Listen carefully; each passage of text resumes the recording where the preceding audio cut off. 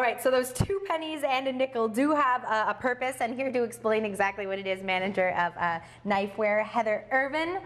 All right, so can people only come in to get their knife sharpened if they are high-performance Japanese knives? No, any knives we can sharpen. There you go. Except for bread knives. So, except for bread knives, and no one really wants a deathly sharp bread knife, I don't think. And I like the way you put it. You said you're not knife snobs. You just like to work with high-performance ones. We like the Japanese ones, but if you prefer your Germans, that's cool too. We'll make them sharp. Okay. Make them Wickham sharp, actually. So, and I think that we need to have a knife sharpening moment, you and I, with some of my knives, because after slicing through that tomato with such ease, I don't know what I am doing in the kitchen. You have squished tomatoes. I do have squished tomatoes, and they do suck compared to sliced tomatoes. Okay, so why do we have the coins on the sharpening block here? Yeah, so when we learn to sharpen knives here, we use pennies and nickels to actually set our angle. So for a German knife, we use 3 pennies stacked on top of each other, and that gives us approximately a 22-degree angle. And then for Japanese knives, we use 2 pennies, which gives us a 15-degree angle. Okay. Which is pretty cool.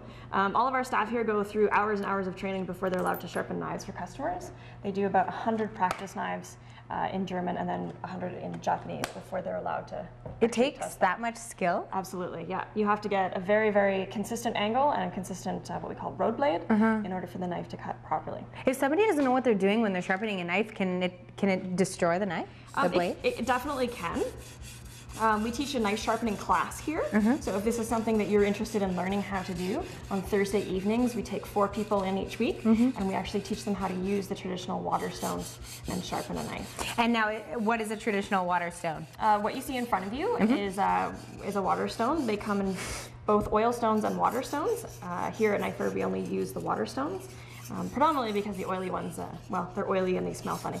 So oil stones. Yeah, it's basically a stone that the water is used to lubricate the steel, so it doesn't heat up and change the temperament of the steel. Right. So oil ones use oil to lubricate. These ones use water. Okay, a little bit easier to use. Is there a different result, or is it all just ease of use? Ease of use, mostly. Okay.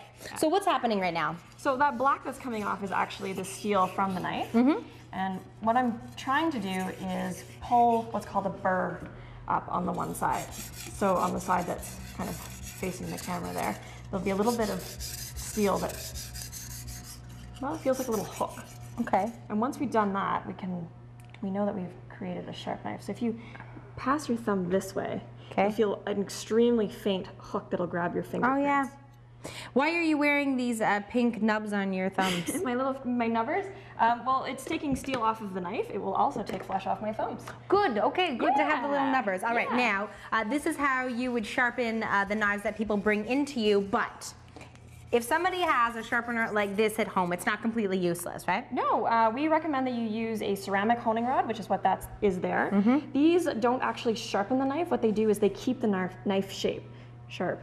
Okay. So think of your stones like a haircut. This is like a combing your hair every day.